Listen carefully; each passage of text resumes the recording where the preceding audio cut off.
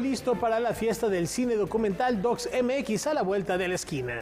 Sensibilidad y poder en la nueva producción de Lila Downs. Les tenemos los detalles de este disco. Está muy, muy bueno. Ahorita les contamos, Rafael García Villegas. Amigos, amigas de Noticias 22, quédense. Tenemos grandes contenidos preparados en esta hora cultural de la televisión mexicana. Efectivamente, mi querida Laura Barrera, amigos del auditorio, hola Laura Regis, en la traducción de lenguas de seña mexicana. Y sin más preámbulo para dar causa a todo este contenido, vamos a iniciar con la información. Con un premio, ¿no, Rafa? Se trata de una pieza que deconstruye la masculinidad y replantea el concepto de paternidad. Por su obra daltónico, el escritor Carlos Alejandro Calles Guerra recibió el Premio Bellas Artes de Novela José Rubén Romero 2023, que otorga el IMBAL en colaboración con la Secretaría de Cultura de Michoacán. A mí me llenan de mucho agradecimiento y también, como te decía, de esta validación de mi arte y de mi camino como escritor. Daltónico fue elegida entre más de 150 novelas escritas. Fue seleccionada por el jurado por su originalidad para narrar la historia de Charlie, un teniente que se enfrenta a la paternidad. Es ese adaptarse ahora a la vida de un civil, de una persona común y corriente, y sobre todo acaba de tener un hijo. No está casado, no vive con la mamá del hijo, pero él se da cuenta que de alguna forma u otra él siempre quiso ser papá y que quiere ser un papá extraordinario, pero por las mismas condiciones de no estar casado, de no vivir con la mamá, pues se complica bastante. La novela reflexiona sobre lo que significa la paternidad en la actualidad, fuera de esquemas y estructuras no tradicionales. Me propuse eso, hacer una novela optimista. Es una novela que te hace reír, incluso te hace reír de las tragedias por las que pueda atravesar Charlie, porque pues por su misma forma de enfrentar las pequeñas tragedias cotidianas, también creo que eso causa mucha simpatía o empatía con el personaje. Esta es una obra que está inspirada en las pinturas de Edward Hopper, cuyos personajes están frente a ventanas. En algunas situaciones, así se encuentra Charlie, quien a veces parece personaje secundario, que solo asiente y que a través del reflejo de sus ojos lo vamos conociendo. Es como la cámara para ver lo que está pasando en torno a él, y él sí es ahí pues un actor, pero quizá un actor secundario o incluso un actor fugaz que nada más va pasando ahí en ese momento. Y aún así, sí es la historia de Charlie. La edición de esta obra estará lista para el año 2024. Con información de Óscar Cortés, Noticias 22. El séptimo arte es nuestro embajador. México viste de cine el otoño italiano.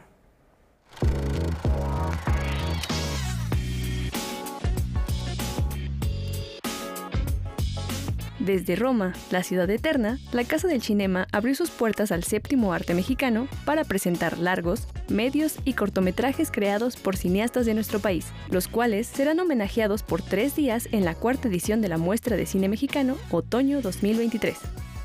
Me atreví a intentar crear esta pequeña iniciativa que cada vez va creciendo gracias a los cineastas mexicanos que nos apoyan, que están interesados en que su material se exhiba, que el otro magnífico cine mexicano se conozca también en Italia y llegue a las salas italianas, en este caso a la Casa del Cinema.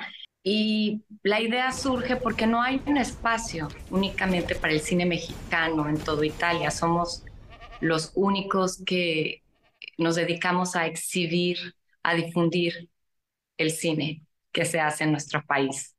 El maravilloso cine mexicano.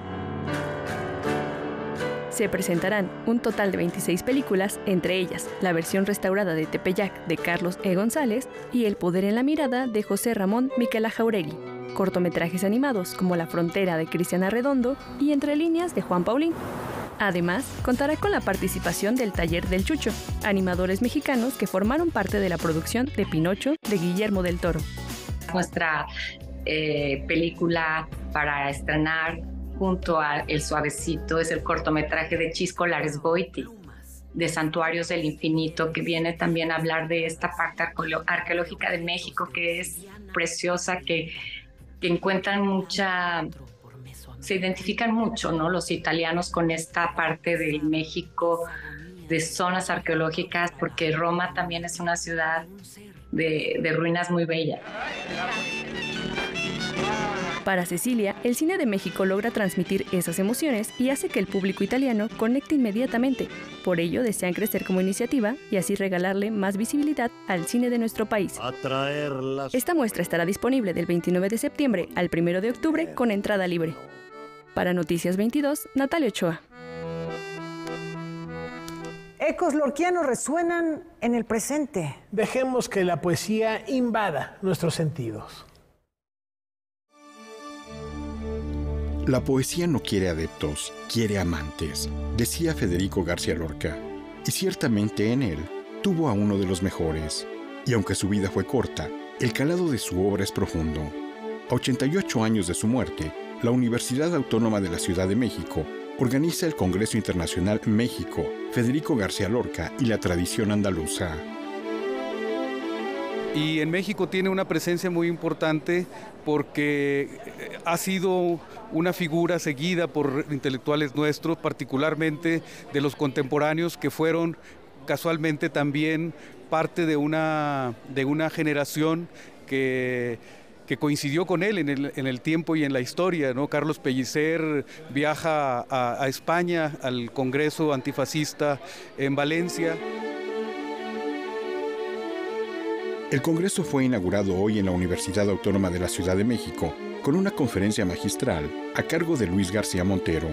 Extenderá sus actividades el 29 y 30 de septiembre al antiguo Colegio de San Ildefonso, con conferencias, conversatorios, actividades musicales y una videoinstalación. Lorca es recordado con este programa no solo en su genialidad literaria, sino también en su dimensión política. Una de las primeras víctimas del franquismo fue Federico García Lorca. Entonces, esto nos habla del temor que genera la poesía, de la incomodidad que genera los intelectuales y los poetas revolucionarios, como es el caso de García Lorca, o el caso de Víctor Jara, o de Pablo Neruda. Son incómodos, y también hay ese ensañamiento con los poetas, con los creadores, con el intelectual en general, porque resulta un ciudadano incómodo, un ciudadano que está preguntando.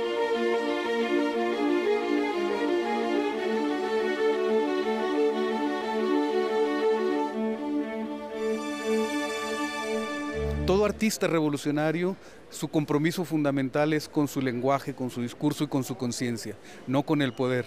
Y yo creo que García Lorca encarna justamente esa conciencia crítica, esa conciencia que no es políticamente correcta, ¿no? Y es un hombre que sigue dando de qué hablar desde diferentes perspectivas, ya lo dije, desde el punto de vista de género, de la política, de la poética y de la creatividad. El programa completo del Congreso Internacional México, Federico García Lorca y la tradición andaluza está disponible en los sitios electrónicos que aparecen en pantalla. Noticias 22, Víctor Gaspar. Les vamos a platicar de un personaje que se mantuvo apartado de los cánones de la Escuela Mexicana de Pintura. Y no obstante, su obra es un referente de las perspectivas artísticas de su época. Santos Balmori fue un artista multifacético y apartado por cuenta propia de las corrientes plásticas mexicanas de principios del siglo XX, como el nacionalismo que fomentaba la Escuela Mexicana de Pintura. A través de más de 300 obras, se le rinde un homenaje a 125 años de su nacimiento, con la exposición titulada Santos Balmori, la huella indeleble. Lo más hermoso es que le estamos dando el lugar que merece. El lugar que merece. Manifestó un lenguaje pictórico mucho más cercano a las corrientes figurativas europeas, con claras referencias al cubismo, al realismo español y al expresionismo alemán. Para él tenía una división muy clara entre lo que era hacer trabajo de publicidad, hacer trabajo pictórico. La publicidad le daba otros recursos. Por ejemplo, todo el recurso combatiente lo hacía a través de la publicidad, como la revista Futuro, como el Popular, como la revista Monde, que fue después, es el antecedente de Le Monde. Su calidad en el diseño de carteles y la ilustración lo llevó a trabajar en las campañas de 4 presidentes de México. También fue director de la Academia de la Danza y colaboró con Miguel Covarrubias en el diseño de escenografías. Hay unos cuadros que ya empieza a hacer en los 60, que se refieren totalmente al ritmo, ¿no? Al color, a la paleta, cómo nos va llevando con un ritmo. Es a partir de la segunda mitad del siglo XX que su trabajo comienza a integrar un lenguaje abstracto, consolidándose en la década de los 70 a través del geometrismo y el uso de materiales novedosos, permitiéndose regresar a experimentar con nuevos formatos y composiciones. Él hace todo un estudio maravilloso de la sección áurea, cuyo libro se utiliza en la Facultad de Arquitectura para los arquitectos, creo que hasta hoy día. Esa exposición, que está sustentada en el archivo del artista, permanecerá hasta el mes de marzo en el Museo Nacional de Arte. Con imágenes de Javier Contreras y Baldomero Ochoa, informó Óscar Cortés. En sus cartones prioriza las relaciones humanas. La FIL reconoce la trayectoria del humorista gráfico argentino Tute. La madre de Juan Matías Loazó mantuvo un registro de lo que sus 5 hijos decían desde que empezaron a hablar hasta la adolescencia. Ese libro, hecho por su madre, artista plástica, tuvo por título Niños y 5 ejemplares dedicados a cada uno de ellos. Es a partir de este volumen memoria que el monero Tute tiene la certidumbre de que su vocación por la historieta estuvo presente desde su más tierna edad. A ello se suma la vocación de su padre, el historietista Carlos Loazó Caloá. Sí, algunas características que me definen a mí, y en tanto me definen a mí también definen mi producción, que tienen que ver con dónde uno pone el ojo de manera inconsciente, y es en las conductas humanas. Es el tema central, digamos, de mi trabajo, ¿no? Cómo somos, cómo nos comportamos, qué decimos cuando decimos, qué se esconde detrás de nuestras palabras, ¿no? Hay una mirada, quizá un ojo y una oreja aguzados por el psicoanálisis. Juan Matías Loazó es ahora el galardonado con el homenaje a la Catrina dentro de las actividades de la Feria Internacional del Libro de Guadalajara. El monero argentino valora el vínculo con sus lectores. Y ese vínculo es un vínculo vivo. Uno, cuando publica en un diario todos los días, está permanentemente en comunicación con el lector. Y ese dibujo está vivo porque está siendo publicado y porque todos los días recibe una respuesta y vuelve a aparecer y dice otra cosa. Es decir que sin duda la respuesta del lector y de la lectora me han estimulado por un lado, y también me han alimentado y me han corregido incluso, ¿no? Es decir, es un diálogo, no es un monólogo, ¿no?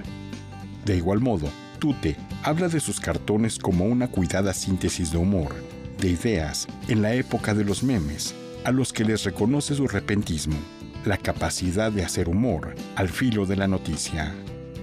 El humor gráfico, el que hago yo, el que hacemos con mis colegas, es un humor más pensado, es un humor que se tiene que tomar su tiempo para ser producido, ¿no? Es decir, tiene otro ritmo. No, si bien uno puede estar haciendo humor sobre la agenda política o la agenda social del país o del mundo, lo que sea, o del barrio, uno se toma un tiempo. Es un humor que tiene más reflexión. El homenaje a la Catrina del Encuentro Internacional de Caricatura e Historieta se llevará a cabo el sábado 2 de diciembre, dentro de las actividades de la Feria Internacional del Libro de Guadalajara. Noticias 22, Víctor Gaspar. Este es un día muy particular. Aquí un pretexto para disfrutar la dulce vida.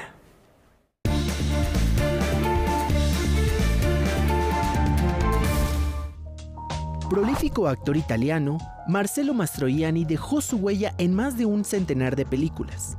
Es considerado uno de los artistas masculinos más emblemáticos de la Italia del siglo XX.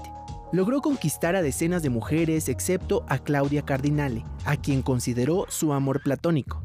Se cree que fue el actor favorito del cineasta Federico Fellini, 5 veces ganador del premio de la Academia. En 1938 se inició en el mundo del cine en películas como Marionette y La Corona de Hierro. En 1987 recibió el premio a la interpretación en el Festival de Cannes por la película Ojos Negros y fue nominado al Oscar por Mejor Actor con esta misma cinta. En 1963 conmovió a millones de personas en su papel de Guido Anselmi en Fellini 8 y medio. Su legado continúa creciendo a medida que nuevas generaciones descubren su patrimonio. Hoy conmemoramos a Marcello Mastroianni a 99 años de su nacimiento. Noticias 22, Alfonso Popoca. A la distancia es un buen momento para tener un termómetro de lo que sucedió a las mujeres durante la pandemia. Vamos a verlo. El impacto de la pandemia en la vida de las mujeres. Un libro que aborda las brechas de género y la violencia que han vivido principalmente las mexicanas en diversos espacios antes, durante y después de la pandemia, el cual fue coordinado por la doctora Patricia Galeana, presidenta fundadora de la Federación Mexicana de Universitarias. Este libro va a darles luces sobre lo que sucedió en la pandemia. Muchas de las autoras y autores que tienen diferentes perspectivas, porque tenemos economistas, geógrafas, historiadoras, médicas, psicólogas. Entonces se ven diferentes aspectos y lo que nos proponemos es involucrar a todas y a todos los lectores. Se plantean temas como el papel de las mujeres en la toma de decisiones, la feminización de la pobreza, el mandato doméstico, la violencia en el campo de la salud y laboral, las jornadas triples y el rezago estudiantil, principalmente en las niñas. Lamentablemente, los más vulnerables fueron las mujeres. Y esto se tradujo no solamente en la pérdida de sus empleos, sino que se triplicó su jornada de trabajo por el tema de los cuidados y la violencia que se multiplicó sobre todo aquí en nuestro país. La obra visibiliza problemas de carácter social, económico, laboral y cultural a los cuales se enfrentan las mujeres. Para que vean esta crisis y que todavía tenemos secuelas que hay que subsanar y que tenemos que resolverla entre todas y todos, entre la sociedad y desde luego exigir al gobierno correspondiente las medidas que se requieren. La doctora Patricia Galeana espera que este trabajo ayude a recuperar el progreso que se tenía, mismo que, según la especialista, se perdió en pandemia. Para Noticias 22, Diana Telles. El Franz Mayer adquiere matices de carnaval durante esta mascarada. Como cada último miércoles del mes, los museos de la Ciudad de México amplían su horario y realizan diferentes actividades. El Museo Franz Mayer no fue la excepción y preparó, junto con Marta Turok, un recorrido por la colección Ruth Lechuga. Pero la fiesta llegó pasadas las 8 de la noche. Pues como queremos hacer una fiesta, ¿no? Y como es propio del espíritu mexicano, cerrar este mes patrio con un carnaval y a través de, gracias a las gestiones que tenemos y a los vínculos que tiene el propio centro de Ruth Lechuga, viene el carnaval Martín Carrera, que son el grupo que va a estar presentándose a partir de las 8 de la noche, acompañado de una banda de música de viento, los hermanos Rocha. Mojigangas, una banda de música y sobre todo mucha alegría invadieron los pasillos del claustro, invitando a más de uno a dejar a un lado la pena y entregarse por completo a la fiesta. Señora Lulú, ¿qué le está pareciendo la noche de museos aquí en el Franz Mayer? Extraordinario, maravilloso. Somos un país con mucha riqueza. ¿Ya se esperaba ver esto? No, es muy agradable. Señor Carlos, ¿qué le está pareciendo la noche de museos en el Increíble, oye, mucha fantasía, mucho que avivar el corazón. Sí, está muy padre. Sí, sí. ¿Ya se esperaba esto? Mira, vengo a la expectativa porque no tenía idea qué iba a suceder ahora. Sabía que tenía que tener una máscara, la perdí. Pero mira, llegar aquí y dices, wow, qué forma de celebrar, ¿no? O sea que si hubiera traído máscara andaría bailando con ella. Obvio, estaría sin pena alguna, ¿no? Detrás de una máscara, como siempre. A partir de las máscaras, Balta ya decidió venir y pues ya trajimos las máscaras que también él hace. ¿Por qué no me platican de las máscaras? ¿Sabe primero? Bueno, yo soy historiadora del arte, trabajo en el Museo de San Ildefonso y ahí es donde conocí a Balta. Tiene un mural también que es sobre máscaras, sobre migración y cultura afromexicana. Entonces vimos que iba a haber esta exposición sobre máscaras y pues decidimos traer las que él realiza. ¿De qué está hecha la máscara? Sí, es una máscara tradicional de crin de caballo. En esta ocasión tiene un bordado textil que es de San Juan, Colorado. La Costa Chica de Coajinicuilapa compartimos ahí una herencia muy bonita, que esta danza se baila en cuadrilla y es un ritual, un reconocimiento también a eso, a lo costeño y a la resistencia y a la lucha del pueblo afro a través de la máscara de diablo. Noticias 22, Alberto Aranda. La no ficción vuelve a tomar las pantallas. Todo listo para Docs MX. En 2006 surgió Docs DF, un encuentro cinematográfico dedicado a mostrar lo más destacado del cine documental. 18 años después, este festival se ha consolidado como uno de los más importantes de cine de no ficción. Docs MX inaugura con La Memoria Infinita, el más reciente trabajo de la cineasta chilena Maite Alberdi. ¿Y tú qué eres? En esta ocasión Maite no podrá acompañarnos, pero viene y estará presente con nosotros Paulina Urrutia. Paulina Urrutia es el personaje protagónico de esta película, La Memoria Infinita. Fue además de tener una gran trayectoria como actriz. Ella fue ministra de Cultura en el primer periodo de Michelle Bachelet. Entonces es una mujer muy sensible y afortunadamente contaremos con ella como la vocera que es y ha sido de esta película. Entre los invitados especiales sobresale la presencia de Bill Nichols, presidente del Consejo Asesor del Documentary Film Institute. Llevamos muchos años trabajando en esta visita, 7 años para ser exactos. Bill Nichols es el bestseller de la teoría cinematográfica documental. Es la persona, junto con Michael Raviger, que más libros ha vendido de teoría cinematográfica de no ficción. Este año habrá 2 desafíos para la creación, Reto Docs Nacional y Reto Docs CDMX. Ambos tienen como objetivo la realización de cortometrajes en el marco del festival. La convocatoria está aún abierta, esperando recibir muchas propuestas. Quienes tengan interés en participar pueden visitar la página www.docsmx.org. Ahí está la convocatoria al Reto Docs. Además, de forma virtual, pondrán a disposición del público todo su acervo, más de 20,000 películas. Entonces el acervo que vamos a presentar es una forma de poner a disposición del público por interés de cualquier tipo, por motivos académicos, por motivos de disfrute del cine documental, por cualquier interés, este acervo a su disposición para que pueda ver estas películas, consultarlas y disfrutarlas, ¿no? La 18ª edición del Festival Internacional de Cine Documental de la Ciudad de México se realizará del 12 al 21 de octubre. Esta puede considerarse la edición más mexicana, pues de las 80 películas que se presentan, la mitad son producciones nacionales. En las imágenes, Juan Carlos Valencia y Francisco Hidalgo, yo soy Julio López. Sonoridades del medioevo cobran nueva vida. La música medieval no es cosa del pasado.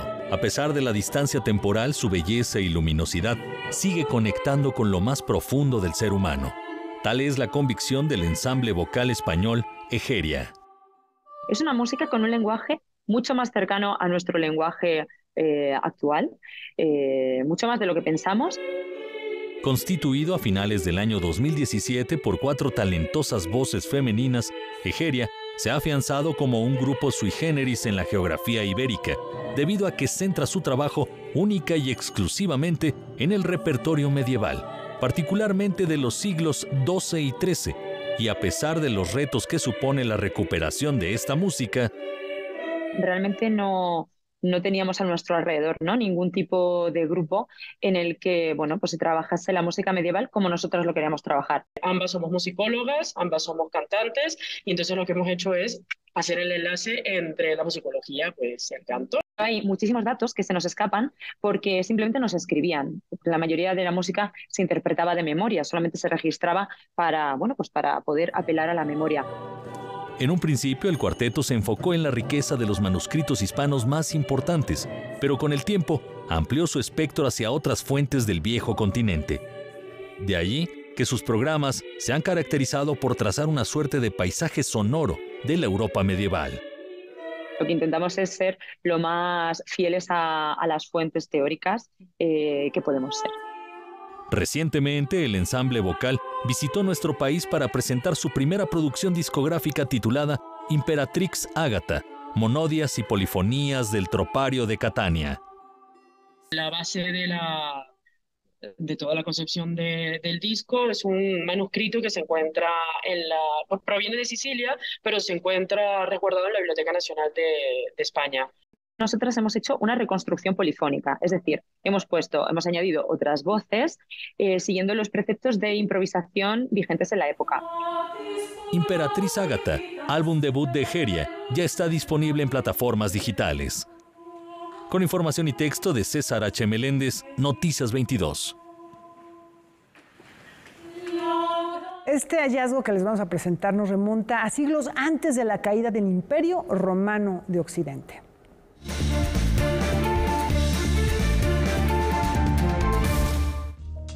Un equipo de arqueólogos españoles e italianos han descubierto una estatua femenina de mármol de la época romana. El hallazgo tuvo lugar en el yacimiento arqueológico de la antigua ciudad italiana de Tusculum, a las afueras de Roma. Según los expertos, la pieza data de hace aproximadamente 2000 años. De acuerdo con los investigadores de la Escuela Española de Historia y Arqueología, la escultura podría representar a una musa o incluso a una ninfa. La figura no tiene la cabeza ni parte de los brazos. Sin embargo, se presume que el resto se conserva en muy buen estado. La agencia italiana resalta la finura de la confección del vestido de esta estatua, además de la piel de cervatillo que vestían los seguidores del culto dionisíaco. Esta obra de arte se ha presentado en el Museo de Frascati, destacando que posiblemente formaba parte del programa ornamental de las llamadas Termas Hadrianeas de la antigua Roma. Este descubrimiento ha permitido comprender mejor la estructura interna de la iglesia medieval, de la que se ha encontrado parte del pavimento original de estilo cosmatesco. Noticias 22, Alfonso Popoca. Llegó el momento de sumarnos a la tarea colectiva y leernos en otros.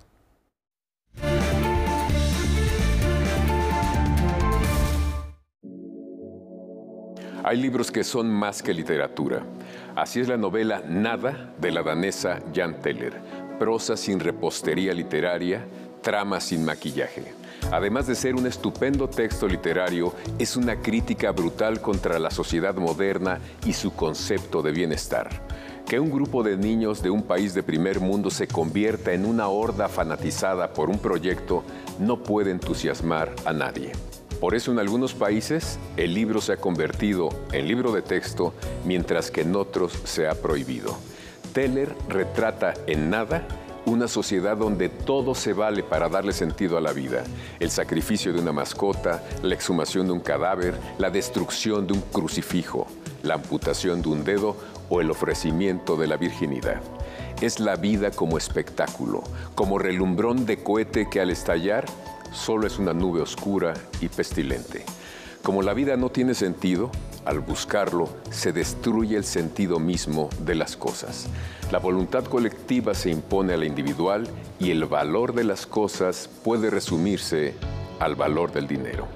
Más que una apología de la maldad, como algunos han dicho, Nada es una provocación, una crítica a una sociedad sin límites, pragmática e intolerante, absurda y banal.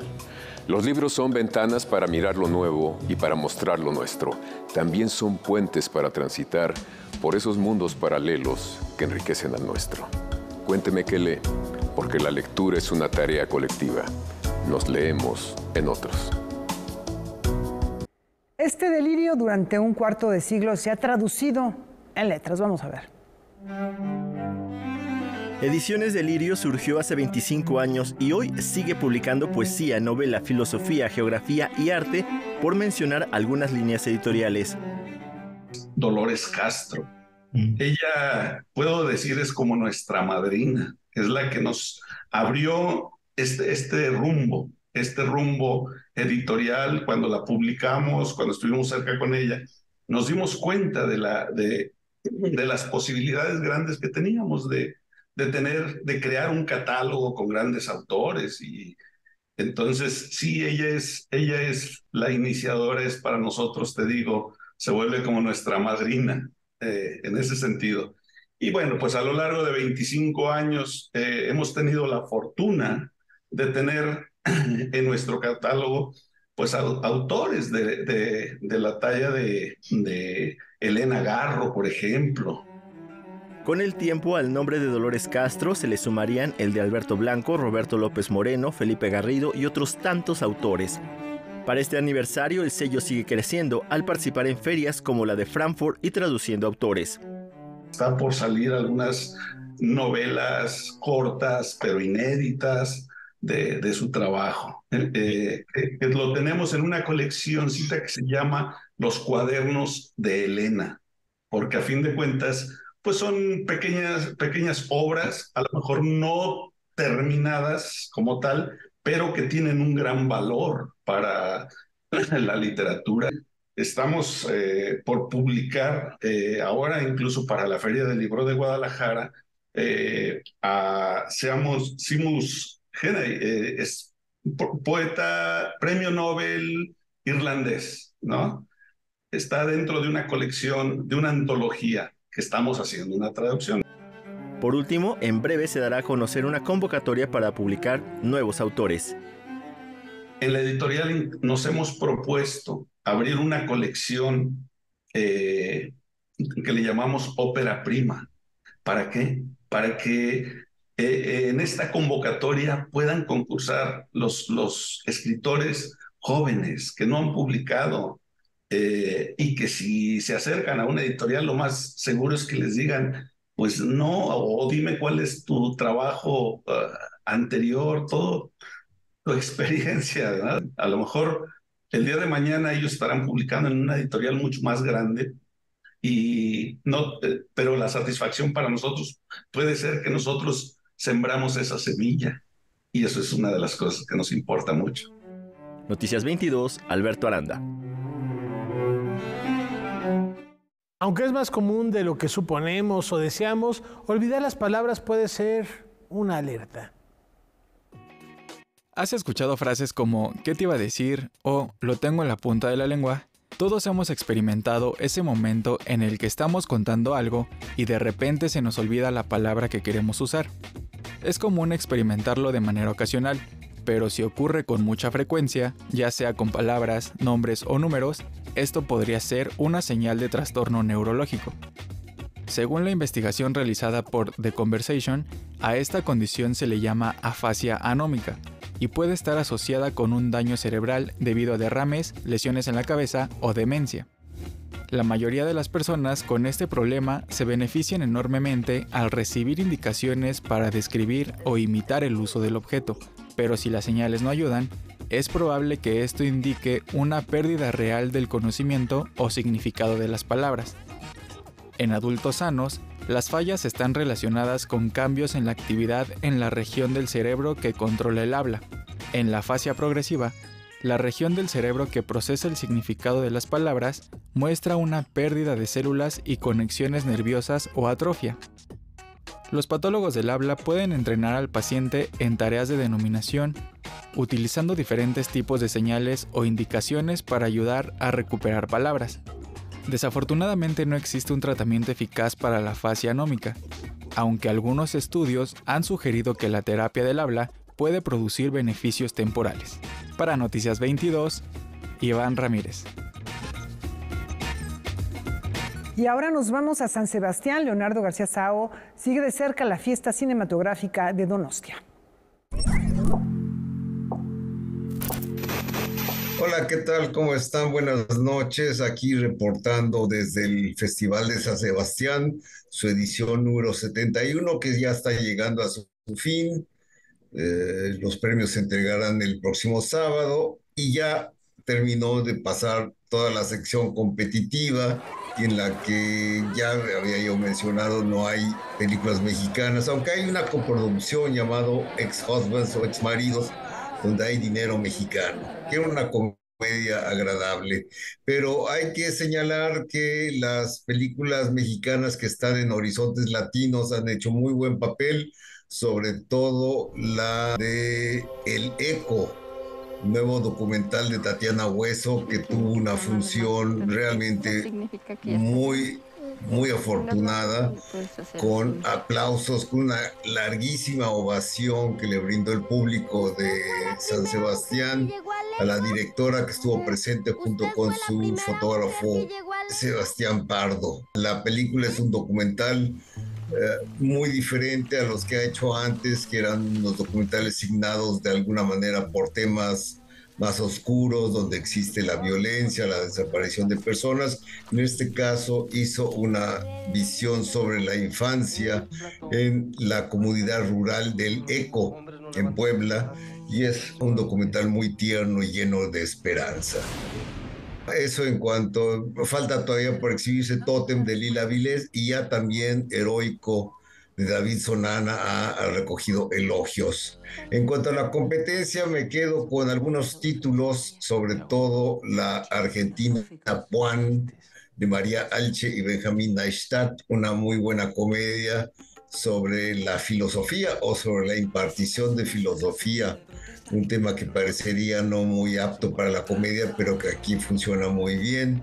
También me gustó la película australiana Royal Hotel, de Kitty Green, la australiana, que nos plantea un sitio apartado en medio de la nada, donde dos chicas estadounidenses trabajan en un bar poblado de machos llenos, rebosantes de testosterona, y eso lleva a situaciones extremas. También hoy pasó otra película que me gustó, que fue la japonesa Una larga ausencia, de Kei Chikaura, una película que indaga en el pasado de un personaje que está afligido por demencia senil y trata el hijo de recuperar qué fue de su vida en los últimos años en que no lo trató. En fin, ha sido un festival muy satisfactorio, sobre todo el clima ha sido sumamente benigno. Se dice que estamos en lo que se llama el veranillo de San Miguel, es decir, que es una especie de extensión del verano con muy buenas temperaturas y nada de lluvia.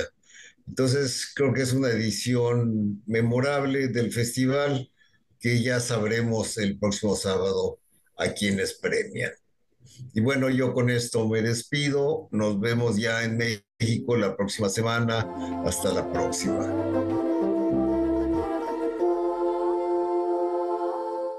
Gracias, Leonardo. Buen regreso. Y la escena y el séptimo arte, tanto en Reino Unido como en Hogwarts, están de luto.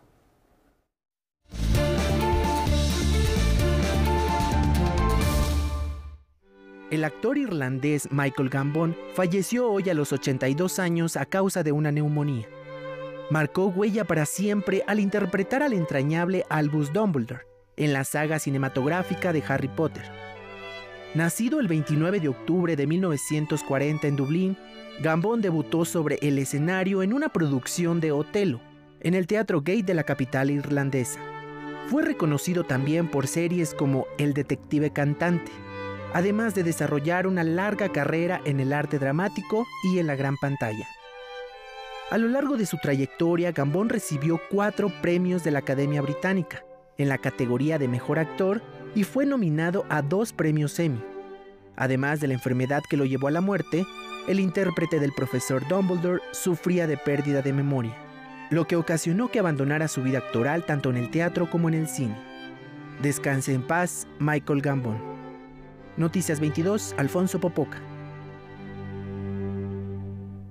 Vayamos a la conquista de los caminos y seamos copilotos de La Pipera.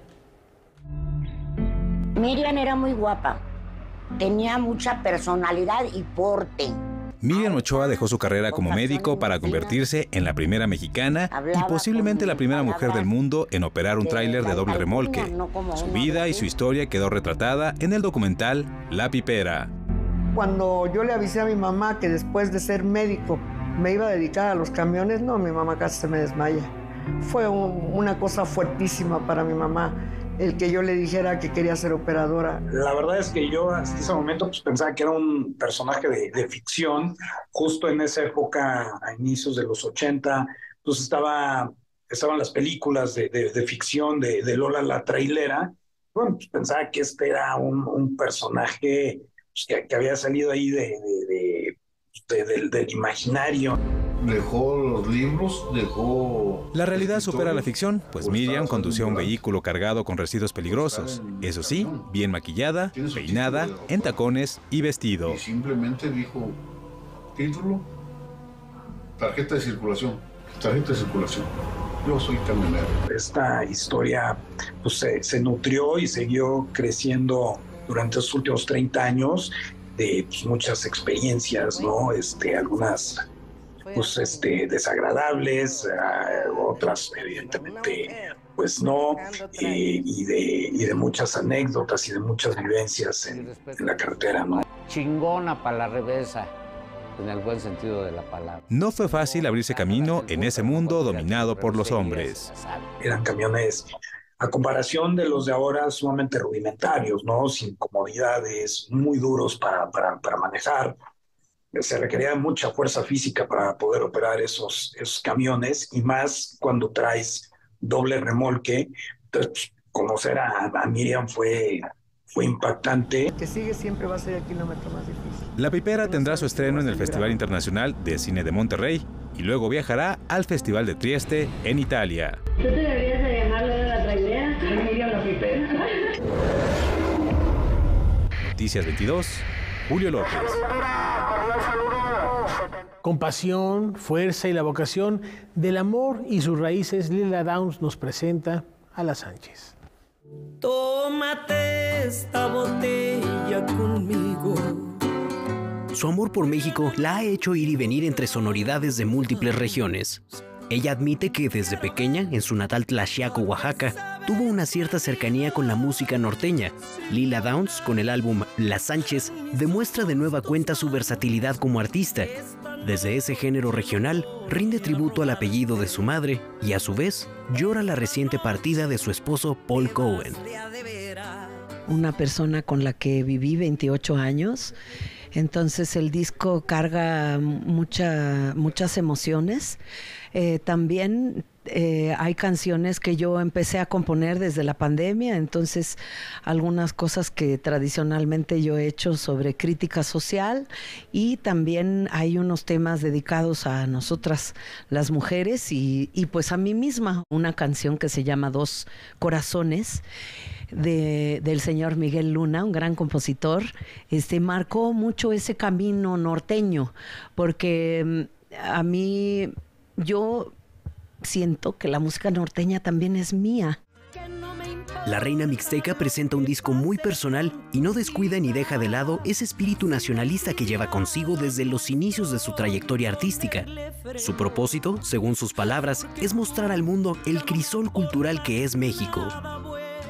Todos somos seres humanos que tenemos el derecho de existir en nuestras diferentes culturas y en culturas que son cambiantes, porque incluso las comunidades indígenas también están cambiando constantemente. Lila Downs volverá a tomar los escenarios en 2024 para promocionar La Sánchez. Visitará desde febrero y hasta marzo Pachuca, Toluca, Querétaro, Guadalajara, Monterrey, Acapulco, Mérida y Cancún. Pero antes de que termine el 2023, ofrecerá un único concierto en el Auditorio Nacional de la Ciudad de México. Hemos hecho ya cerca de 8 o 9 años la ofrenda de Día de Muertos. Este año, por supuesto, es muy especial para mí porque pues voy a tributar a mi marido de una manera musical porque él, yo creo, es lo que hubiera querido. En la velada que lleva el título Dos Corazones, se escucharán varios de los temas de su nuevo disco y otros éxitos de su carrera. La cita para esta presentación es el 1 de noviembre en punto de las 8:30 de la noche en el Coloso de Reforma. Para Noticias 22, Rodrigo Peredo. Entre espacios y texturas, Guillermo Ceniceros invoca el equilibrio. Dibujo en mi lugar, en mi casa. Toda la casa es estudio. Entonces me voy a algún rincón y empiezo a esbozar, sobre todo pensando en la composición de los espacios. Se trabaja con el espacio. El espacio es muy importante. Entonces, algunas veces ya en los cuadros se busca la textura, se busca la síntesis, la simplificación, se busca, algunas veces a propósito, se ponen cosas de más con el fin después de ir quitando hasta dejar algunas veces nada. Sin ser una retrospectiva, la muestra Invocación al Equilibrio de Guillermo Ceniceros da cuenta de su producción artística de las últimas 3 décadas. Su obra ocupa espacios públicos como el Metro de la Ciudad de México, pero también se encuentra en importantes colecciones de museos. Es muy interesante, es una especie de revisión,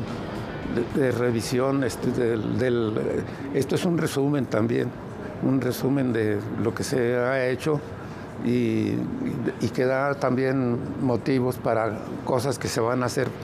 Bueno, si hay todavía algún futuro, pues se harán. La mujer y el paisaje son los 2 ejes centrales de la muestra, la cual reúne más de 200 obras del muralista y pintor. 2 temas fundamentales, el paisaje y la mujer. Dije que tanto la mujer como el paisaje son 2 emblemas muy importantes que hay que cuidar. Trabajé mucho en la pandemia, en la mera pandemia trabajé mucho. Algunas de las cosas que están ahí, unos como códices que se enrollan o se pueden mover como acordeón. Eso los hice, son como 12 o 15, los hice en la pandemia. Y algunas otras cosas también son de la etapa de la pandemia. Siempre he estado trabajando, pero últimamente nada más dando vueltas, caminando para un lado y para otro, tratando de hacer ejercicio. Una invocación al equilibrio de Guillermo Ceniceros ya puede ser visitada aquí, en el Palacio de Minería. La entrada es libre. Informaron para ustedes Daniel Rodríguez, Juan Manuel Arcos y Alberto Aranda. Preparen sus maletas para llenarlas de recuerdos y demos un paseo por el cine mexicano. Luis Buñuel, Pedro Infante, Tintán y muchas otras estrellas del cine nacional se encuentran reunidas en la Galería RAP 63 que acoge la exposición Un paseo por el cine mexicano. Esta breve muestra da cuenta de las épocas más importantes del cine nacional. La verdad es que es un poco injusto porque como incluyes a muchas grandes personalidades, también dejas a muchas fuera. Entonces pues sí es bien difícil, pero pues tratamos de abarcar la mayor parte de los géneros. La exposición se compone por piezas pertenecientes al acervo del Museo del Cine Mexicano y a materiales proporcionados por la Filmoteca de la UNAM. La curaduría fue un reto.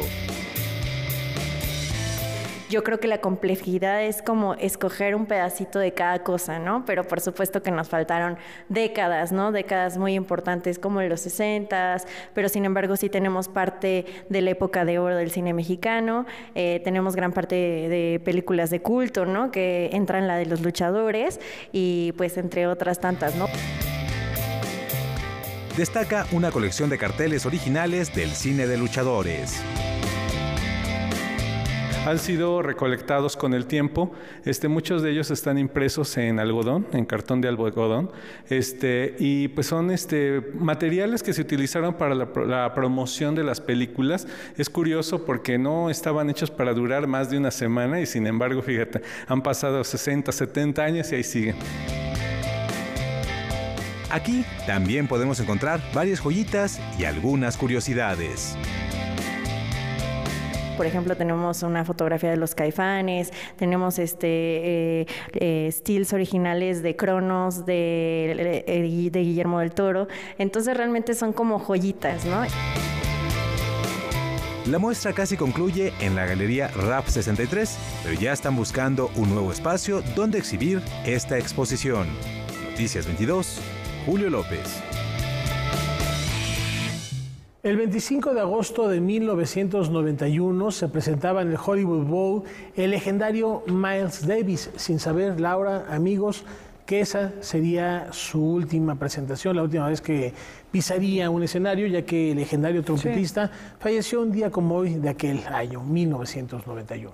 Efectivamente, un hombre que revolucionó el jazz. Él formó parte de una corriente como fue el bebop, pero de ahí creó el hard bop, el jazz cool, muy cercano a Dizzy Gillespie, a Charlie Parker. Bueno, pues pertenece a una generación de grandes músicos. Desde muy pequeñito su papá le regaló una trompeta y a los 12 años no se separó de ella hasta el último de sus días. Como dices, bueno, pues murió prácticamente en el escenario. Cada década iba haciendo una revolución hasta llegar al jazz rock, una verdadera innovación en lo que respectaba a la empatía de géneros, a la sincronicidad de géneros. Hoy recordamos esta noche a Miles Davis y les invitamos a que nos acompañen mañana en el horario de costumbre. Buenas noches.